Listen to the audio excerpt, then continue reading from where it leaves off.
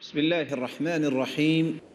الحمد لله رب العالمين وبه نستعين والصلاة والسلام على إمام غر الميامين وعلى آله وصحبه أجمعين. أما بعد فأعوذ بالله من الشيطان الرجيم والذين يبيتون لربهم سجدا وقياما. ناظرین کرام، گزشتہ سے پیوستہ پچھلے درس میں ہم قیام اللیل، تہجد اور اس کی فضیلت پہ گفتگو کر رہے تھے۔ آج ہماری گفتگو کا محور ہے تہجد کی فضیلت اور اس کے آداب۔ رسول اللہ صلی اللہ علیہ وسلم نے فرمایا، ثلاثۃ یحبہم اللہ ویضحک الیہم ویستبشر بہم۔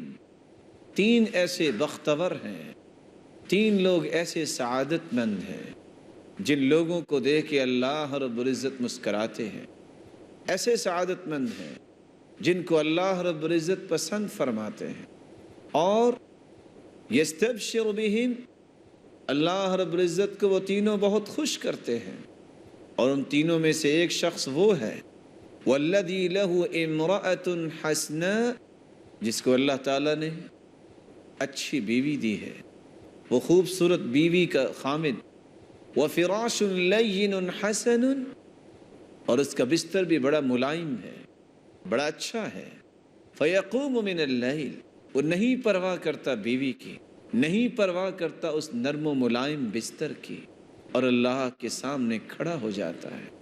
تو اللہ رب العزت فرماتے ہیں، یذر شہوتہ ویذکرنی، اس نے اپنی خواہشات کو چھوڑ کر مجھے یاد کیا ہے۔ وَلَوْ شَاءَ رَقَدَ، اگر یہ چاہتا تو نرم و نازک بستر کو نہ چھوڑتا، اگر یہ چاہتا تو اپنی بیوی سے الگ نہ ہوتا۔ میرے فرشتوں گواہ بن جاؤ، آج کے بعد یہ میرا محبوب ہے۔ رسول اللہ صلی اللہ علیہ وسلم کے صحابی عبداللہ ابن عمر رضی اللہ تعالی عنہ، 16 سال کی عمر میں ان کو خواب آئی۔ رسول اللہ صلی اللہ علیہ وسلم کا معمول مبارک تھا کہ آپ صبح کی نماز پڑھنے کے بعد فرماتے، من رأى منکم الرؤیا فلیقصها، تم میں سے کسی کو خواب آئی ہے تو مجھے بیان کرے، میں اس کی تعبیر بیان کرتا ہوں۔ عبداللہ ابن عمر رضی اللہ تعالی عنہ، ان کی بھی خواہش پیدا ہوئی کہ مجھے بھی خواب آئے، لیکن خواب خواہش کے ساتھ تو نہیں آتی، یہ تو اللہ کی طرف سے آتی ہے اگر اچھی خواب ہو۔ الرؤیا الصالح من اللہ والرؤیا السوء من الشیطان، اچھی خوابیں اللہ کی طرف سے ہوتی ہیں اور بری خوابیں شیطان کے وسوسے ہوتے ہیں۔ آخر ایک دن وہ بھی آ گیا جس دن عبداللہ ابن عمر رضی اللہ تعالی عنہ کو خواب آ گئی۔ کیا دیکھتے ہیں؟ آنے والے آئے اور میرے ہاتھوں سے انہوں نے پکڑا اور مجھے لے کے چل دیے۔ آگے کیا دیکھتا ہوں؟ آگ کے شعلے ہیں، جیسے تنور ہے اس سے آگ کے شعلے نکل رہے ہیں اور آوازیں آ رہی ہیں۔ آگے سے ایک شخص آیا اور کہتا ہے، لم ترع لم ترع، ڈرنے کی بات نہیں، اور مجھے وہ واپس چھوڑ کے چلے گئے۔ صبح کی نماز کا وقت ہوا، میں بھاگا مسجد کی طرف کہ آج میں بھی اپنے خواب کی تعبیر معلوم کروں، لیکن صحابہ کرام رضی اللہ عنہم و ارضاہم کے ساتھ رسول اللہ صلی اللہ علیہ وسلم مشغول رہے اور مجھے وقت نہ مل سکا۔ میں اپنی بہن حفصہ رضی اللہ تعالی عنہ کے گھر چلا گیا اور جا کے خواب بیان کی۔ رسول اللہ صلی اللہ علیہ وسلم تشریف لائے، آپ کے سامنے خواب بیان کی گئی، آپ نے اس خواب کی تعبیر 4 کلمات میں کی۔ نعم الرجل عبد اللہ لو كان يصلي من اللیل، نعم الرجل عبد اللہ لو كان يصلي من اللیل۔ عبداللہ ابن عمر بہت ہی اچھا انسان اگر وہ رات کی نماز پہ پابندی کر لے۔ وهذه الكلمات الأربعة غيرت حياة عبد الله بن عمر رضی اللہ تعالی عنہ، ان 4 کلمات نے اس نوجوان کی زندگی کو کیسے تبدیل کر دیا۔ نافع بیان کرتے ہیں۔ پھر اس دن کے بعد عبداللہ ابن عمر رضی اللہ تعالی عنہ پیالے میں پانی لیتے اور اپنے پاس رکھ لیتے اور قیام اللیل کے لیے کھڑے ہو جاتے۔ جب بھی اونگ آتی اپنے ہاتھ کو پیالے میں ڈبوتے اور اپنے چہرے پہ پانی لگا لیتے۔ رسول اللہ صلی اللہ علیہ وسلم کی یہ صحابی، ان کو دوبارہ خواب آ گئی۔ کہا اللہ کے رسول صلی اللہ علیہ وسلم، میں نے دیکھا میں ریشم کے ایک ٹکڑے پہ بیٹھا ہوں اور جنت میں ہوں، جدھر کو آنکھ اٹھاتا ہوں وہ ریشم کا ٹکڑا مجھے اس طرف ہی اڑا کے لے جاتا ہے۔ فرمایا نعم الرجل عبداللہ لو کان یصلی من اللیل، عبداللہ ابن عمر بہت اچھا ہے اگر رات کی نماز کی پابندی کر لے۔ رات کی تہجد، رات کا قیام بہت بڑی سعادت ہے۔ عبداللہ ابن مسعود رضی اللہ تعالی عنہ روایت کرتے ہیں، رسول اللہ صلی اللہ علیہ وسلم نے فرمایا عجب ربنا تبارک وتعالی من رجلین، اللہ رب العزت دو آدمیوں پہ بڑے تعجب کرتے ہیں۔ ایسا شخص من رجل سار من لحافہ وفراشہ من بین حبہ واہلہ، ایسا شخص جو اپنے نرم و ملائم لحاف کو بھی چھوڑتا ہے، بستر کو بھی چھوڑتا ہے، اپنے پیاروں سے الگ ہوتا ہے، اہل و عیال سے بھی الگ ہوتا ہے، کہاں جاتا ہے؟ الی صلاتی، اللہ کے سامنے کھڑے ہو کے نماز پڑھنے کے لیے تیار ہوتا ہے۔ فیقول اللہ سبحانہ وتعالی لملائکتہ، اللہ رب العزت اپنے فرشتوں سے مخاطب ہو کر فرماتے ہیں یا ملائکتی، اے میرے فرشتوں، انظروا الی عبدی ھذا، اس میرے بندے کی طرف دیکھو، قام من بین فراشہ ولحافہ من بین حبہ واہلہ الی صلاتہ، دیکھو اس نے اپنے گھر والوں کا بھی کوئی خیال نہیں کیا، اپنے اہل و عیال کو بھی چھوڑا، نرم و نازک بستر کو بھی چھوڑا، لحاف کو بھی چھوڑا، رغبتا فیما عندی وشفقتا مما عندی، اور کیوں یہ میرے سامنے کھڑا ہوا؟ میری جنت میں رغبت کرتے ہوئے اور میرے عذاب سے ڈرتے ہوئے۔ میرے فرشتوں گواہ ہو جاؤ، میں نے اس کو اپنا محبوب بنا لیا ہے۔ مالک ابن دینار رحمت اللہ علیہ رحمتا واسعہ، جس کے بھانجے نے دیکھا کہ میں نے آج دیکھوں تو صحیح میرے ماموں کرتے کیا ہیں، دروازہ کھولا، چپکے سے ان کے ساتھ ہی کمرے میں داخل ہو گئے۔ مالک ابن دینار رحمت اللہ علیہ مصلی بچھاتے ہیں اور قیام میں کھڑے ہو جاتے ہیں اور رونا شروع کر دیتے ہیں، رکوع میں جاتے ہیں پھر رونا شروع کر دیتے ہیں، سجدے میں جاتے ہیں پھر رونا شروع کر دیتے ہیں، ساری رات قیام کی حالت میں اور رو رو کر گزاری۔ جب صبح کا وقت ہو جاتا ہے تو کیا کہتے ہیں؟ ما عبدناک حق عبادتک، اللہ جو تیرا حق تھا ہم نے اس حق کو ادا نہیں کیا۔ اپنی سفید داڑھی کو پکڑتے اور کہتے ہیں اللہم فحرم شیبت مالک علی النار، اے اللہ کچھ نہیں مانگتا، صرف ایک ہی التجا ہے، مالک بن دینار کے ان سفید بالوں کو جہنم پہ حرام قرار دیتے۔ اللہ رب العزت ہمیں بھی رات کی تاریکی میں اپنے رب کے سامنے کھڑے ہونے کی توفیق عطا فرمائے۔ کتنا ہی خوب کہنے والے نے کہا قم اللیل یا ھذا لعلک ترشد الی کم تنام اللیل والعمر ینفد اراک بطول اللیل ویحک نائما وغیرک فی محرابہ یتہجد وقام وصام الدهر والناس نوم ويخلو برب واحد يتفرد بجزم وحزم واجتهاد وبلغة ويعلم أن الله ذا العرش يعبد فهذا سعيد في الجنان منعم وهذا شقي في الجحيم يتقيد ولو كانت الدنيا تدوم لأهلها لكان رسول الله حيا يخلد كأني بنفسي في القيامة واقف وقد فاض دمعي والمفاصل ترعد وقد نصب الميزان للفصل والقضاء وقد قام خير العالمين محمد صلی اللہ علیہ وسلم قم اللیل یا ہادا لعلک ترشد، اے سونے والے، اے میٹھی نیند کے آغوش میں جانے والے، اٹھو، اللہ کے سامنے کھڑے ہو جو شاید تمہیں اللہ رشد و ہدایت کی نعمت سے نواز دے۔ اِلَى كَمْ تَنَامُ اللَّيْلِ وَالْعُمْرُ يَنْفَدُ، وہ کب تک سوئے رہو گے، عمر تو ختم ہو رہی ہے۔ أَرَاكَ بِطُولِ اللَّيْلِ وَيْحَكَ نَائِمًا، میں دیکھتا ہوں تجھے کہ تو ساری رات ہی سویا رہتا ہے۔ وَغَيْرُكَ فِي مِحْرَابِهِ يَتَهَجَّدُ، اور تیرے علاوہ کتنے ایسے اللہ کے محبوب ہیں جو اللہ کے سامنے تہجد پڑھ رہے ہوتے ہیں۔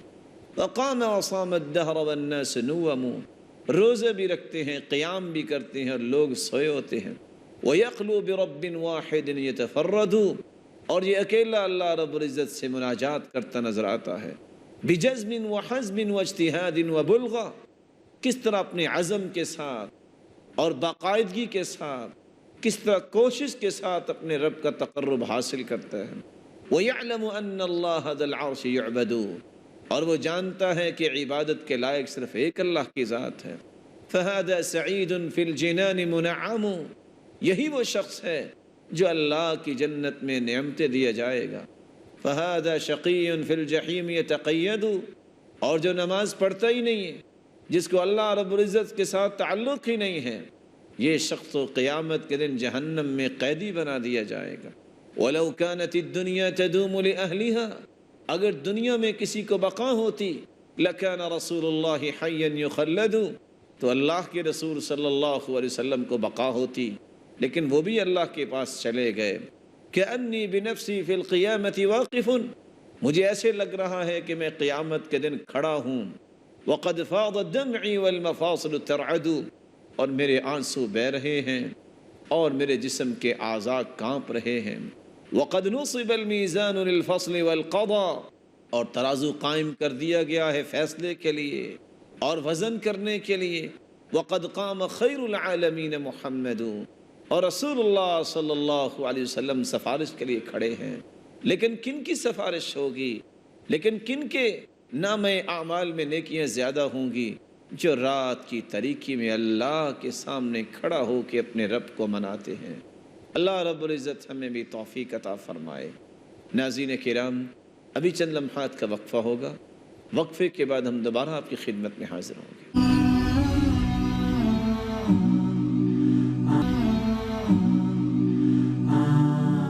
السلام علیکم ورحمۃ اللہ وبرکاتہ۔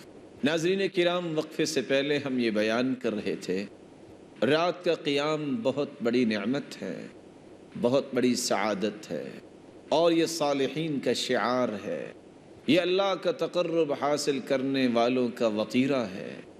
رسول اللہ صلی اللہ علیہ وسلم نے رات کے قیام کے کچھ آداب بیان کیے ہیں۔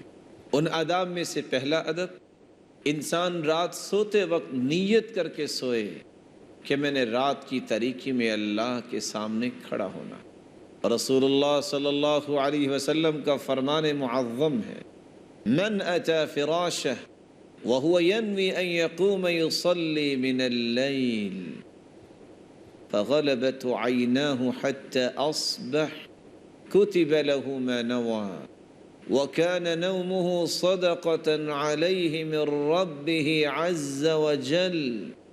سوتا تو ہر انسان ہے اور نیند بہت بڑی نعمت ہے، اور پوچھئے ان لوگوں سے جن کو نیند نہیں آتی۔ اللہ رب العزت ہر مسلمان کو سکون اور چین کی نیند نصیب فرمائے، لیکن سونے میں فرق ہے۔ انسان سونے کے لیے بستر کی طرف جائے اور نیت کر لے، من اتی فراشہ وهو ينوي ان يقوم يصلي من الليل، جو بندہ مومن رات کی تاریکی میں سونے کے لیے بستر کی طرف آتا ہے اور نیت کرتا ہے، میرے مالک، رات کی تاریکی میں تجھ سے ہم کلام ہونے کی کچھ لذتیں اور ہیں، اللہ یہ حلاوتیں کچھ اور ہیں، میرے نصیبے میں بھی فرما دے، اور سو جاتا ہے۔ فغلبت عیناہ حتی اصبح، نیند کا اتنا غلبہ ہوتا ہے، تھکاوٹ ہے، بیدار نہیں ہو سکا، صبح کا وقت ہو گیا، ان اللہ قد اوقع اجرہ علی قدر نیتی، اس کی اس خوبصورت نیت کی وجہ سے اللہ نے اس کے اجر کو لکھ دیا۔ کتب لہ ما نوی، حکم ہوتا ہے فرشتوں، سلایا تو ہم نے ہے، اس نے نیت تو کی تھی، اس کی نیت کے مطابق اس کے نامہ اعمال میں رات کا قیام لکھ دیا جائے۔